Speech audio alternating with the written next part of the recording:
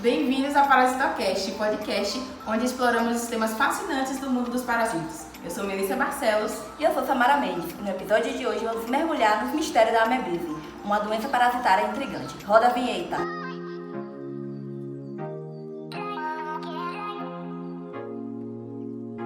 A nossa convidada de hoje é a renomada especialista na área, a doutora Jeane Carvalho. Seja bem-vinda, doutora.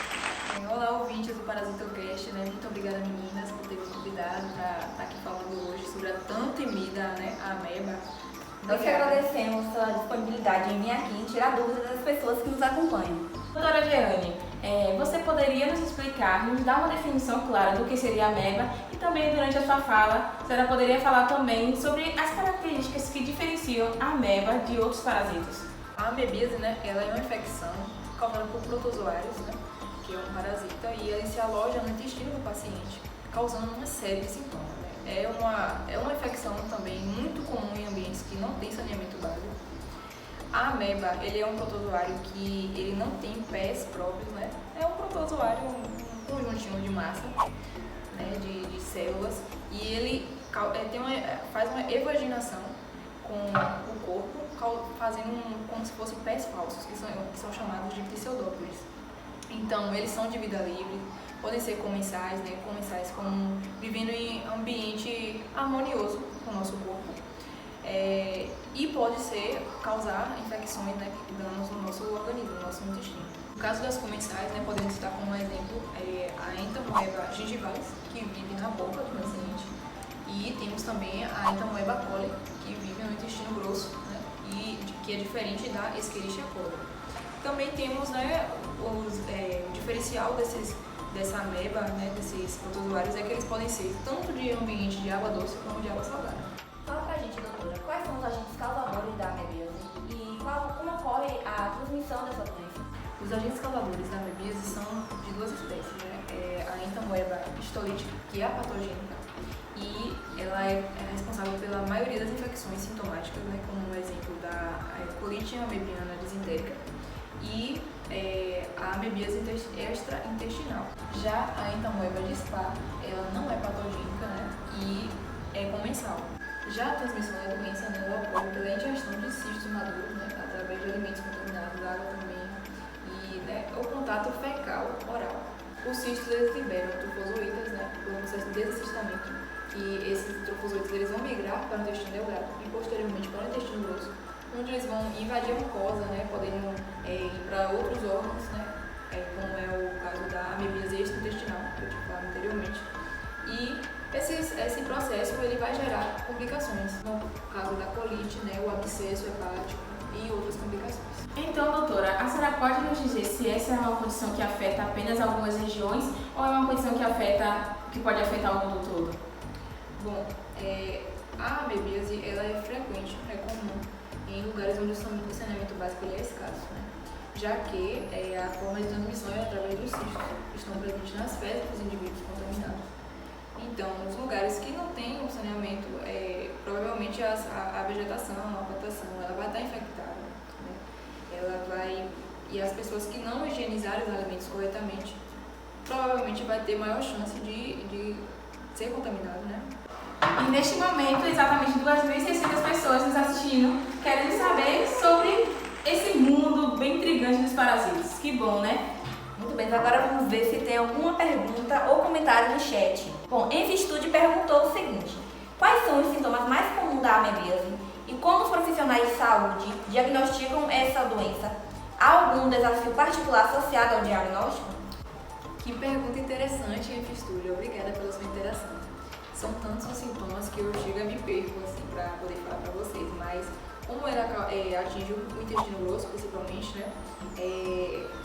Temos a presença de diarreia sanguinolenta e intermitente, flatulências, dores, febre e até anorexia, né? Porque o paciente vai acabar perdendo peso, já que o intestino vai estar irritado. Então, além disso também, como eu tinha falado antes, existe a amebíase extraintestinal, que ela pode acometer outros órgãos, né? Como é o caso do fígado, do pulmão e até o encéfalo, podendo causar complicações severas, né, como no caso de abscessos, fístulas, perfurações e infecções secundárias. Né. Já no caso da assintomática, a gente pode encontrar mesmo os cistos nas fezes. Já no caso do diagnóstico, né, os profissionais da saúde, eles utilizam alguns métodos para identificar a amebíase, sendo que os mais comuns são os exames de fezes, a colonoscopia, a ultrassom e a sorologia, né? E vai depender da forma e da localização da infecção. Os exames de fezes eles não são capazes de identificar se é a entamoeba histolítica ou a entamoeba dispar, porque elas são morfologicamente idênticas, né? E o que muda mesmo é a patogenicidade, já que a histolítica que é a patogênica e a dispar não patogênica. Portanto, eles só conseguem identificar mesmo a presença de cistos ou trofozoítos, o que dificulta, de certa forma, né, o diagnóstico exato. Por isso, né, a necessidade de fazer os exames sorológicos para identificar os anticorpos específicos. Vamos para mais uma pergunta do chat. Eugênia 4556 perguntou o seguinte: falando sobre o tratamento, quais são as abordagens usuais para tratar a amebíase? E existem medidas preventivas para reduzir o risco das pessoas contraírem a doença? Obrigada, Eugênia, pela sua pergunta. Então, o tratamento ele vai depender da gravidade da infecção, sendo que nos casos simples, né, ele vai ser diagnosticado e o tratamento vai ser com amebicidas, por exemplo. Já no caso das infecções da amebíase extraintestinal, ele vai ter que avaliar como está essa infecção nos outros órgãos e buscar um tratamento efetivo para todas as áreas infectadas, né? Sendo que é preciso também um acompanhamento após esse tratamento, com os exames de fezes realizados, para saber se ainda existe a presença de cistos ou trofozoítas e para manter mesmo a regularidade e descartar a possibilidade de ter uma nova reinfecção. Para a prevenção mesmo, é preciso que a gente tenha alguns hábitos, né, para que evite essa contaminação. Né? O principal mesmo seria o saneamento básico de qualidade em todos os lugares, né? O que a gente sabe que é uma dificuldade ainda existente. Então, a recomendação é lavar bem as mãos, né, com água e sabão antes de se alimentar ou de preparar algum alimento e principalmente, né, após o uso do banheiro. Beber água filtrada, clorada ou de boa qualidade. Né? Lavar bem os alimentos, né, antes de consumi-los, principalmente frutas e verduras. Né? É preciso manter essa higienização. Além disso, evitar comer alimentos crus ou mal cozidos em ambientes que a condição sanitária é inadequada. Usar preservativo em relações sexuais, principalmente no sexo anal. Também implementar sistemas de tratamento. Como eu falei para vocês, o saneamento básico ele é imprescindível, né, para que a gente consiga acabar com essas infecções, essas doenças, né, parasitárias, que a gente sabe que a maioria é causada pela falta desse saneamento básico. Olha, doutora, saiu uma notícia no UOL de que um homem ele adquiriu a amebíase por meio de uma relação sexual. E a notícia diz assim: um homem de 67 anos, que mora em Dijon, na França, chamou a atenção dos médicos ao descobrir que pegou um parasita após a relação sexual. O protozoário ele causa uma doença chamada amebíase, que usualmente é adquirida por meio de ingestão de alimentos e também de água contaminadas por fezes humanas. O que mais intrigou a equipe foi que o francês ele nunca saiu da Europa e o problema ele geralmente acontece em países que são tropicais. Então, depois de muitos exames e questionamentos, eles descobriram que a esposa do paciente viajou para a Índia, Birmania, Vietnã, que são locais, né, que têm pouco saneamento básico. Ela, no entanto, não apresentou nenhum sintoma da doença, o que pode acontecer em alguns indivíduos. Nossa, que situação intrigante. Nos diga, doutora, o que pode ter acontecido nesse caso? É realmente possível adquirir essa doença através da relação sexual? Isso pode acontecer com qualquer um? Embora não seja muito comum, a gente fica até assim, né, sem saber. Poxa, pode mesmo acontecer? Será que é verdade? Mas sim, pode acontecer. Justamente porque é um local que ocorre a possibilidade de encontrar o cisto ou trofozoítos, dependendo mesmo se essa pessoa, né, mantém os hábitos de higiene, né? Então, a pessoa que vai lá, faz o sexo anal ou o sexo oral, né, que permite a contaminação fecal oral, então ela vai ter a chance mesmo de ser contaminada, de desenvolver a amebíase, né? Porque vai estar em contato direto com cistos, outro fluido, né? Mas no caso vai ser contaminado através dos cistos. É por isso que é tão importante, né, manter uma higiene adequada, né? E quando for quando for ter relações sexuais por via anal, fazer o uso do preservativo, como eu já tinha dito anteriormente.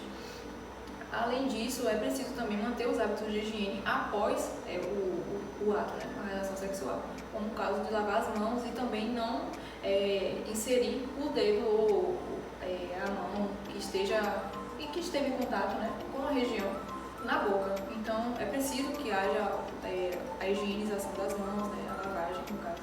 Então, doutora, devido à sua vasta experiência na área, como é que a senhora consegue enxergar esse impacto da amebíase no mundo em geral? E também, qual a importância de conscientizar tanto os profissionais da saúde, tanto a população em geral?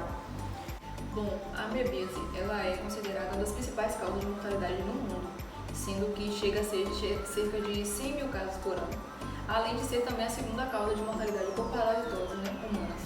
Então, assim, além disso, né, é preciso também levar em consideração os fatores que são os ambientais. Em países que são subtropicais ou tropicais, como é o caso do nosso país, no Brasil, precisa ainda mais atenção, porque a gente sabe que a amebíase é comum nesses países, né, desses climas.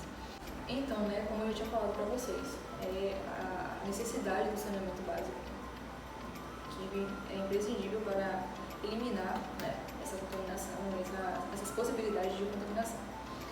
Também, né, outro fator principal é o fato desses cistos, né, serem resistentes e permanecerem viáveis por cerca de 20 dias, né, em condições de abrigo de luz e na presença de umidade, o que faz com que ele, né, tenha esse tempo todo disponível no ambiente ali, fazendo com que você tenha a possibilidade de se contaminar.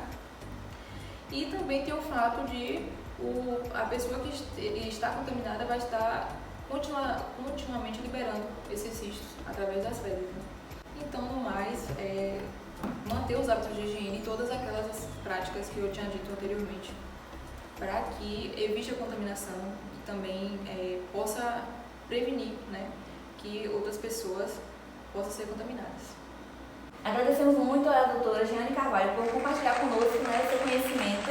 E você, caro ouvinte, obrigada por se juntar conosco aqui hoje. E se você gostou desse episódio, não se esqueça de curtir e compartilhar esse vídeo.